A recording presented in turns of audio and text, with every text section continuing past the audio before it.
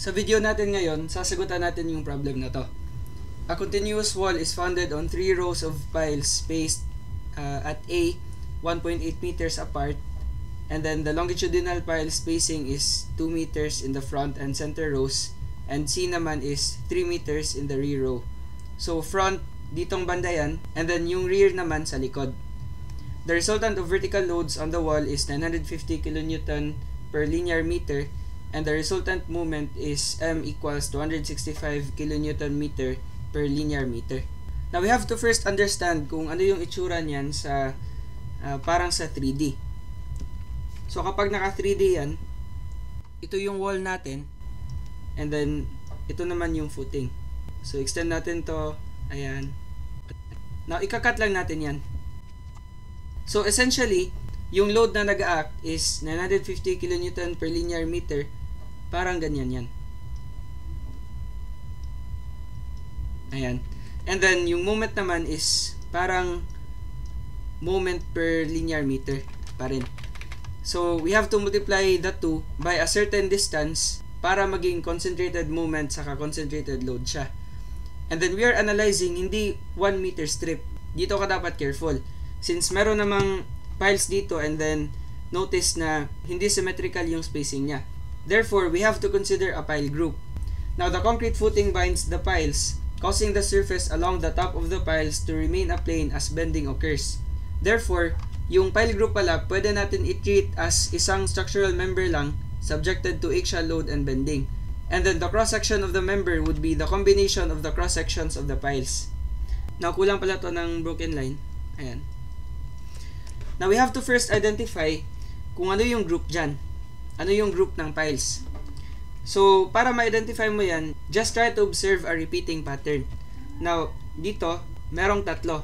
Tatlong piles dito, dalawa, and then isa, dalawa, tapos dito, naging tatlo ulit. Tapos, dalawa. So, notice na repeating na yan, di ba? Tatlo, tapos dalawa, saka ito rin. Ayan. Therefore pala, we can treat this as a group of piles. Again, dito rin naging isa, and then sa parang third row, ayan, isa lang din. So again, repeating yung pattern. Therefore, itong 8 piles, 8 piles, we can consider this as a group. Ayan, so merong 8 piles, and then to know the distance which we have to multiply sa load natin sa moment, we have to consider the distance from here and then going to the new group. So, di ba? From this point going to this new group, we have a distance of 6. Ayan. Now, sir, bakit 6? Binigay yung value ng C. Di ba? Value ng C is 3 meters. So, 3 meters yan. And then, extend natin to. Itong distance na to, 3 meters pa rin. Ayan. So, 3 plus 3, that's why 6 yan. And then, sulat na lang din natin yung ibang given. A pala is 1.8 meters. And then, yung kabila rin. Tapos, B naman is 2 meters. Lahat ng to. So, 2 meters, saka ito rin. Now, parang ito yung front view. And then, ito naman yung top view. Tapos, yung wall dyan, in-exclude na lang siya. Sige, so first natin gagawin, again, since hindi symmetrical yan, we have to first locate the centroid of the pile group. Now, yung calculation nito, the same lang sa bolt group. Now, di ba alam natin na equal lahat ng areas na yan? Pangit naman kapag yung areas ng piles would be different from each other. So, gagawin natin, iti-treat na lang natin yung area as 1 kasi magka-cancel lang din naman lahat if we will apply Varignone's theorem. So, compute na lang natin yung centroid. And then first, we have to determine our reference axis. Now, yung reference axis ko, dito na lang sa gilid. Ayan. Ito yung reference axis ko. And then again, we are just considering isang group lang. Ayan. So, this is my reference axis para dyan. And then, wag ka nang mag-draw ng horizontal axis. Kasi diba, dyan located yung wall. Ito yung wall natin. Yan. So, kung tutuusin, yung moment dyan, di na natin i-consider. Kasi yung bending lang na paganto, ito lang yung para sa design consideration natin. Kasi yung bending na paganyan, Yan, hindi naman kasi magbe-bend yung wall. So basically, if this is our y-axis and then ito naman yung x-axis along that line, then the bending is about y. Kasi di ba, pag ganyan yan, parang pa counterclockwise and then acting dito sa gitna. So essentially, we can draw a line here. Yan. Dito mag-a-act yung M sa P. So ito yung M and then ito naman yung P. So if this is the y-axis, bending is about the y-axis kasi yung moment nag-curl around the y-axis. So next natin gagawin, solve natin yung centroid. So ito yung reference axis ko. And then meron tayong 1, 2, 3, 4, 5, 6, 7, 8. So 8 piles, multiply natin by bard x. And then equals, merong tatlong piles dyan. And then nasa reference axis. So walang distance. So parang tatlong piles times 0. 0 yung distance from the centroid of the pile going to the reference axis. Ayan. And then dito naman sa second row natin, meron tayong tatlong piles. So 3. And then the distance from the centroid of the pile going to the reference axis is equal to 1.8. So times 1.8. And then plus, ito naman, merong dalawa. So dalawa, and then our distance from the reference axis is 1.8 plus 1.8. So 3.6. Therefore, bard x is equal to, dito na lang, parang 3 times 1.8 plus 2 times 3.6. Tapos divide natin yan by 8. So we have 1.575. Ayan. Tapos naka-meter yan. Therefore, the centroid, the total centroid of this group, yung pile group natin is located somewhere to the left of this portion. Kasi 1.575 lang, lesser than 1.8. So sabihin natin, andito yan. Now, mas lalapit yan sa top since yung isang pile dyan is nasa gilid talaga. And then ito, hindi yan sa gilid. So, it will move somewhere up. But, hindi natin alam yung distance. And then, hindi naman siya necessary sa calculation. But, you can try to solve bard y. And then, yung makukuha mong centroid is andyan lang din. So, let's label this as C. Yan yung location ng centroid. So, ito pala yung centroidal axis. Kulayan natin ng purple. Ayan. Ito yung centroidal axis. Now, since alam na natin yung centroidal axis, we can calculate P. Now, label ko na lang to as P resultant.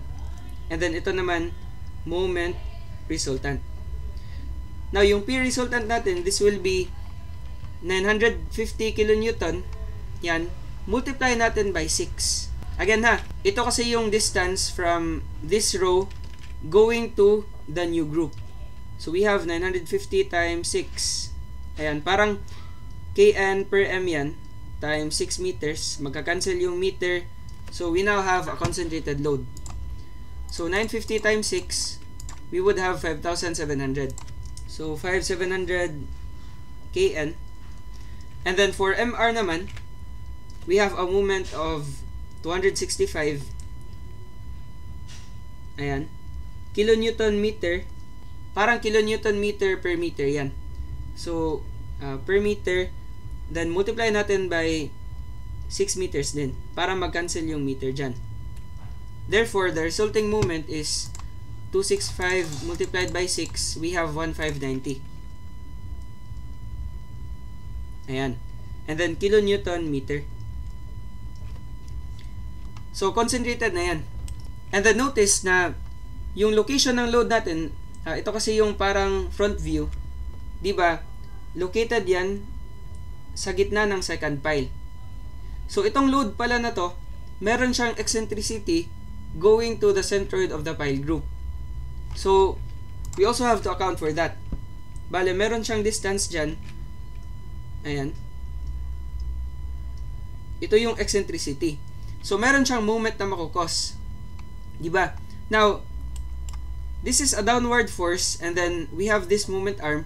Ano yung moment na makukos niya about the centroid? Diba? Yung moment na makukos niya is clockwise. Kasi nasa right yan ng centroid. So, pa-clockwise yung ikot. Therefore, we also have a resulting moment here. Ayan. And then this is equivalent to P multiplied by E. So ito yung moment caused by PR, yung resultant load. Now, diba sa general formula natin, the reaction of a pile is equal to P over N and then plus MC over I. Ayan.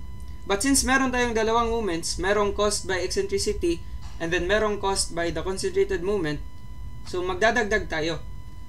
Essentially, meron tayong plus parang PE C divided by I. Na yung PE dyan, moment pa rin yan. Parang MC over I lang.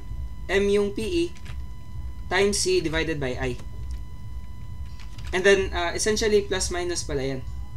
And then, ito naman, always naka-minus yan.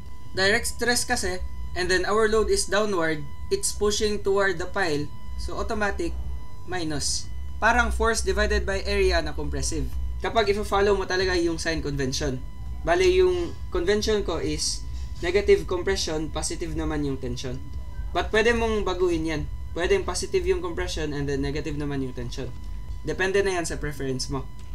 But ito lang, for the sake of discussion, so titingnan natin yung R1. By the way, yung N dyan, we only have to use 8 piles. Kasi yan lang yung nasa group natin. So we have N equals 8. And then alam na natin yung P. Ito pala, PR pala yan. And then ito naman, MR din. Ayan, MR C divided by I. So let's try to check. Parang ito kasi yan. Let's say, ito yung neutral axis. And then meron tayong moment na paganto. Ayan. So diba, sa portion na to, sa portion na yan, kapag i-apply mo yung moment na paganto, parang pa-clockwise, notice na makakompress yung portion na to and then ito naman mahihila siya. So itong portion na to magiging tension and then yung region naman na to, ayan, yung region na yan, it will be subjected to compression. Diba? So tension kasi hinihila siya and then the arrow is pointing toward this portion, so merong compression dyan. And then kapag paganto naman, let's say yung direction ng movement is paganyan, ito yung magko-compress, ito naman yung hinihila, so tension yan. Tension, tapos ito yung magko-compress. Ayan. Now, I am discussing this since kung titingnan mo yung direction ng movements natin, ito, compression side to, ito naman yung tension. But sa isang movement is, ito yung compression side, ito naman yung tension side. So, merong magbabago sa signs natin. So, first, let's solve R1. So, for R1, we have negative PR. Yung resultant force is 5,700. And then, we have 8 volts. Ayan. Huwag mong gawing 14 yung volts. Again, we are only considering the group. Hindi pala volts, piles pala. And then, plus or minus MRC over I. Now, let's try to check. Ito yung MR. Diba? So, yung compression is to the left of the centroidal axis. Kasi paganyan kasi. Compression, tension. So, notice na itong row na to, yan, for row 1, ito kasi yung row 1, ito yung row 2, saka row 3. Yan yung ibig sabihin dyan. So, for row 1, subjected siya to compression due to the movement. So, we have to use minus. Minus 1590. And then, ano yung C? Diba, C is the farthest distance from the neutral axis going to the point of interest. Essentially, parang MY over I lang yan. And then, ito naman, PEY divided by I. Baguhin na lang natin to. Label ko na lang as X. A certain distance X. And then, ito rin. X pala since yung bending natin is about the Y-axis. By the way, itong distance na to, this is equal to Bard X. Yung nasolve natin. So, Bard X is equal to 1.575. Ayan. And then, naka-meter yan. So, 1590. And then, from the neutral axis going to this first row, we have a distance of 1.575. So, 1.575 yan. And then, divide natin by I. Now, how can we calculate I? For pile groups or bolt groups, di ba alam natin, I is equal to the summation of AD squared. Ayan. So, essentially, parang transfer formula lang. However, since equal lang yung area ng piles, we can use N for this. So, gawin na lang natin N. So, ilang bolts ba? Diba, we have 8. But, iba-iba kasi yung distance niya from the reference axis. So, we have to separate the calculations. So, label ko na lang to as IY. Kasi yung bending naman is about the y-axis.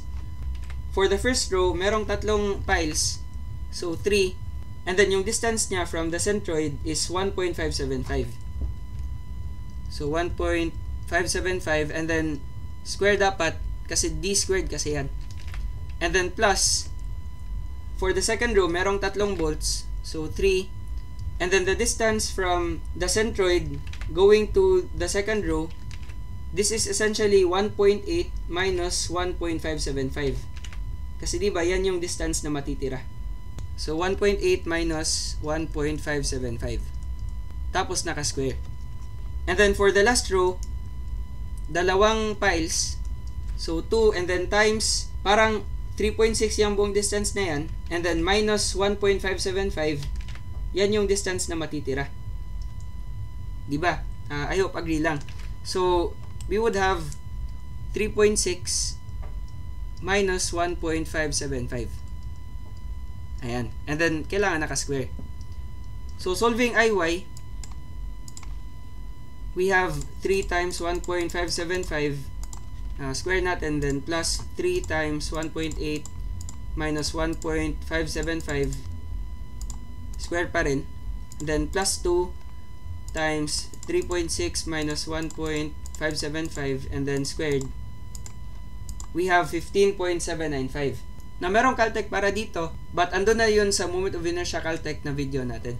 So, 15.795 yan. And then, the unit is essentially parang m squared. So, divide mo na lang to.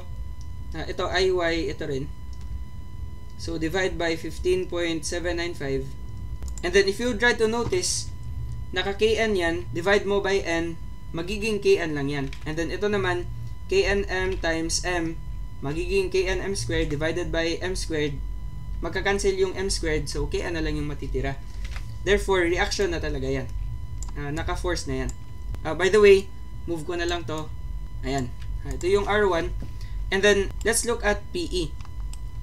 Kapag ito yung direction ng movement, notice na pinupush niya to, ito namang region na to, hinihila niya. Therefore, itong portion na to, it will be subjected to tension pala due to P times E or force times eccentricity, yung moment na makokos niya. Therefore, yung PEX divided by IY magiging plus pala kasi tension. So, plus P 1590 and then eccentricity natin is hindi pa pala natin na-solve, but essentially, that would be 1.8 minus 1.575. Now, ilalagay ko na lang yung distance para sa remaining calculations. So, yung eccentricity, ano ba yan? 1.8 minus 1.575. This is 0.225. 0.225 meters. So, 0.225. Ito pa yung PE. We still have to multiply this by x. So, yung magiging distance dyan is still the distance from the neutral axis going to the point of interest. So, 1.575 pa rin. Ayan. Itong distance na to. Then, divided by 15.795. Ayan. So, dito na lang sa calculator, minus 5,700 divided by 8. Then, minus 1,590 times 1.575 divided by 15.795.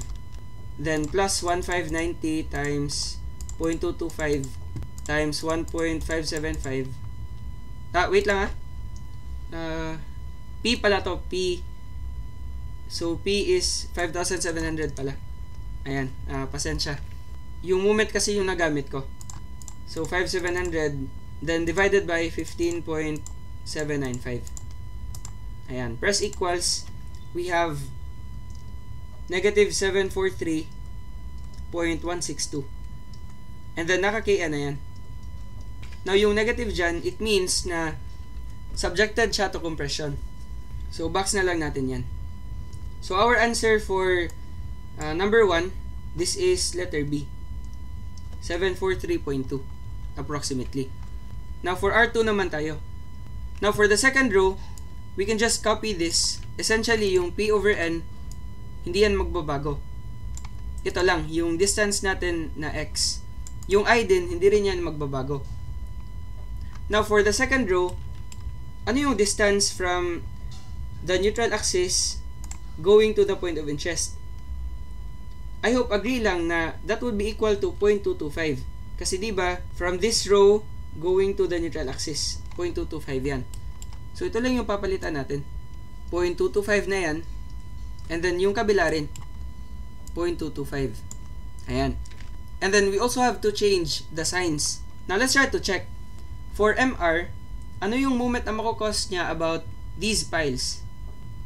Yung makukos niya is tension. Kasi pag ganito yung direction niya, ito yung compression side to the left of the neutral axis, and then yung tension side naman is to the right of the neutral axis. Now, itong row na to, nasa right kasi yan ng neutral axis, so plus pala to dapat. Ito. Yan. And then for PE naman, ito yung tension region, then pag ganyan, ito yung magko-compress na region, so to the right of the neutral axis, yan yung compression. Therefore, for PE pala, this must be minus. Ayan. So, yan lang yung dapat mong tandaan talaga. So, ito, magiging plus. And then, x natin is 0.225 na. Ito. 0.225. And then, dito naman, minus na yan. Then, we have 0.225. Ito, palitan na lang natin. So, press equals, we have 708.1. Negative 708. 0.12 na lang. Ayan, kilonewtons. So, yung magiging sagot natin is letter C, 708.1. Ayan. And then, for the last question naman, what is the load in each pile along row 3 na? So, for row 3, we can just copy this. And then, titingnan na lang natin kung ano yung magbabago. Now, for MR, ayan, compression region, tension region. So, ito, kasali siya sa tension region to the right of the neutral axis. So, still, plus pa rin yung sign niya. And then, for PE naman, tension region, ito yung compression region to the right of the neutral axis. So, minus pa rin pala. So, walang magbabago sa signs, but magbabago yung value ng X para sa mx over I. So, yung value ng X would be the distance from the neutral axis going to the last row. So, we would have 1.8 plus 0.225. Or pwede rin na gamitin mo na lang yung distances na ginamit mo sa computation ng I.